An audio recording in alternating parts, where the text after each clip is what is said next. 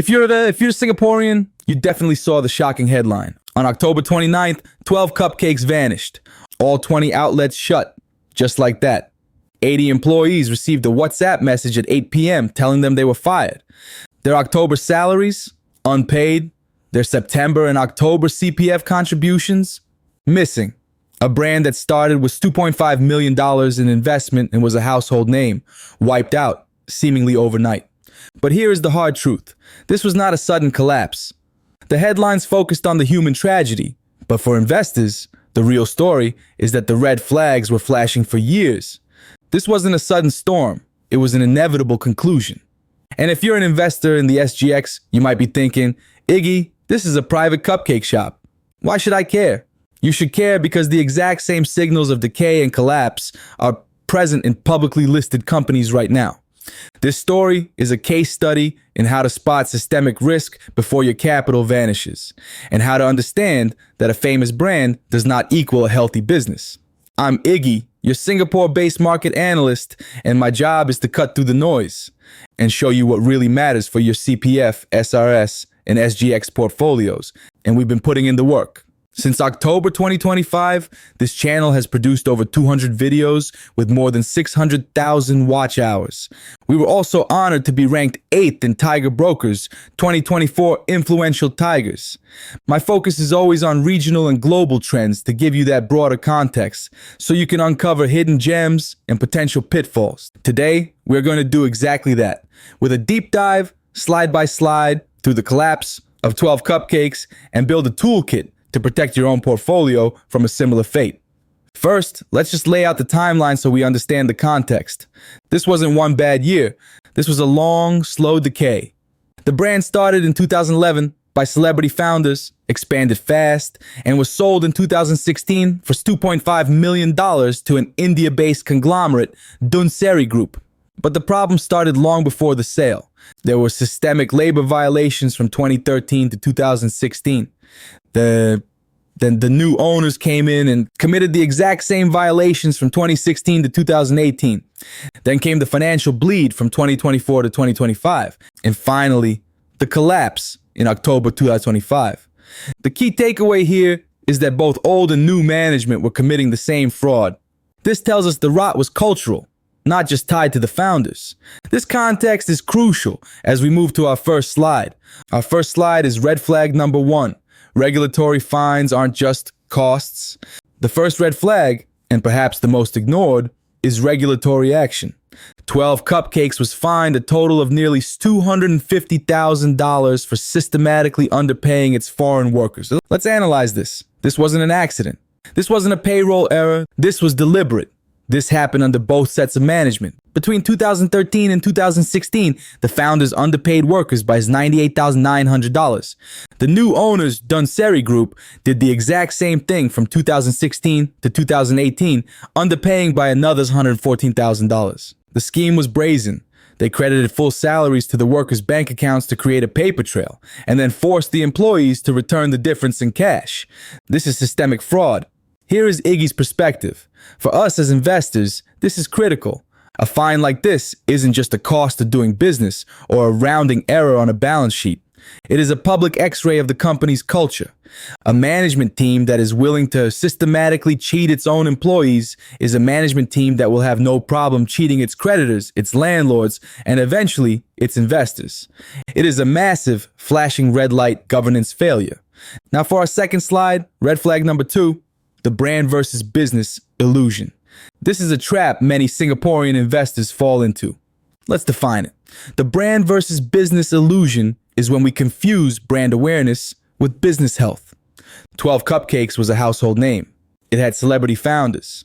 It had prime locations in every major mall we visit. It had high brand awareness. None of that mattered. Let's analyze the numbers, because the numbers tell the real story. The brand meant nothing when the business itself was broken. In fiscal year 2024, the company's revenue was $11.8 million.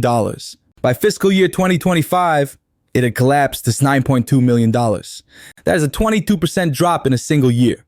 At the same time, net losses widened from $1.1 million to $1.2 million. Here's my perspective for us. Many investors, especially new ones, buy what they know. They see a long queue at a bubble tea shop or see a familiar brand in a mall and they think it's a good investment. But a familiar logo cannot fix broken fundamentals. Our analysis must always start with the numbers, the revenue, the margins, the cash flow, not the name on the shop front. This brings us to our third slide, which digs deeper into that 22% collapse. This is red flag number 3, the revenue per outlet death spiral. This is a key metric for any retail or F&B business. Let's define it. We are looking at the sales performance on a per-store basis. This tells us if the core business is healthy. Now let's analyze why the 12 Cupcakes situation was so bad. During that 2024 to 2025 period where revenue collapsed 22%, the total number of outlets stayed stable at around 20. This is the critical part. This means the collapse wasn't because they were closing bad, underperforming stores. It means every single store was doing worse. Revenue per outlet fell 22%, from $590,000 per store to just $460,000 per store. This tells you, unequivocally, that customers were abandoning the brand. Here is Iggy's perspective. This is the point of no return. You cannot cost cut your way out of a 22% top line collapse in your core metric. This isn't a temporary setback. It's an existential crisis. It proves the business model has failed. For any retail or F&B stock you own, or any REIT that holds them, you must track same-store sales or revenue per unit. A sustained decline here is one of the most reliable predictors of a business model failure. Let's move to our fourth slide. This is red flag number 4, the CPF cash flow signal. This is the final and most urgent red flag. This is the ultimate canary in the coal mine for any Singapore-based business. Let's define it. We are talking about the company's mandatory contributions to its employees' Central Provident Fund. When the company collapsed on October 29th, it was revealed that CPF contributions for September and October were missing. Let's analyze what this means. CPF is not optional. It's not a bill you can delay paying. It is a mandatory, non-negotiable payment. For a company to fail to make its CPF payment, it means it is completely, fundamentally, out of cash. It is insolvent. It means the cash flow has seized up entirely. My perspective on this is simple. This is the ultimate get out signal. The company was already dead for weeks before that 8 p.m. WhatsApp message was ever sent to its employees. As public market investors, we can monitor this. CPF board enforcement actions and Acre A insolvency notices are public data.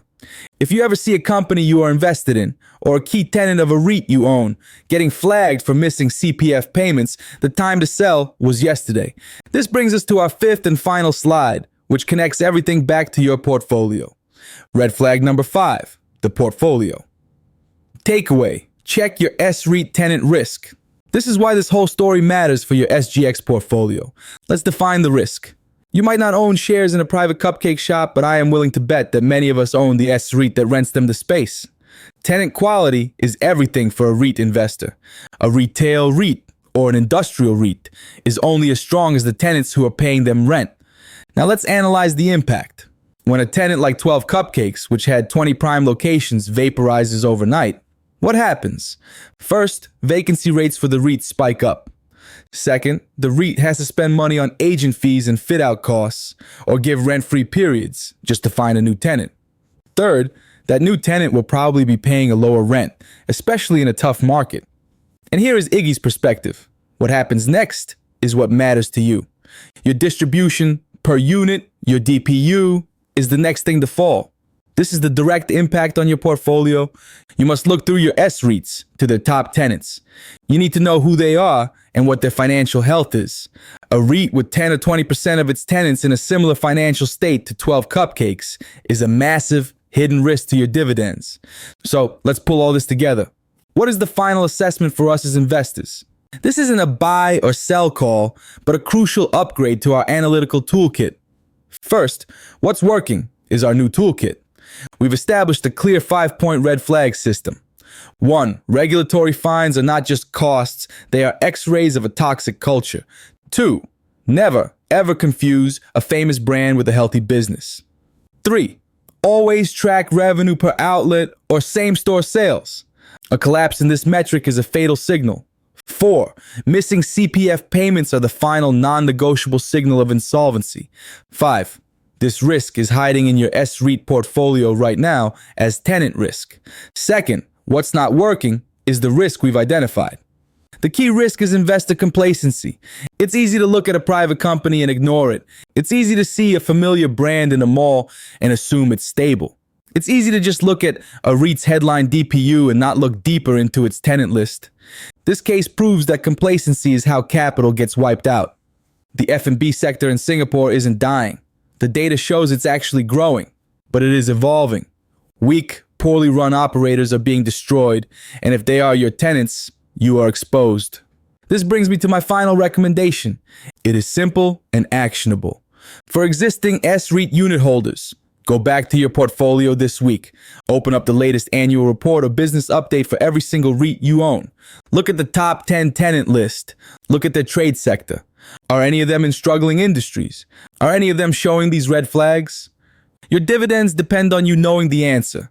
For new buyers, before you buy any retail or industrial REIT, you must apply this toolkit. Don't just look at the whale or the gearing. Ask the hard questions about tenant quality and tenant concentration. If a REIT's yield looks too good to be true, it might be because its tenant base is full of companies like 12 Cupcakes, and the market is correctly pricing in the risk of them collapsing. If you found this valuable and want this level of in-depth, no-noise analysis sent straight to your inbox, consider becoming a free or paid subscriber to my Substack newsletter. You'll be in good company. The Investing Iguana has now hit over 1.3 million reads with 65,000 likes across our platforms. We're also thrilled to welcome our growing community of over 30 YouTube premium subscribers and 15 paid Substack members who make this in-depth, independent research possible. Thanks for watching, and I'll see you in the next analysis.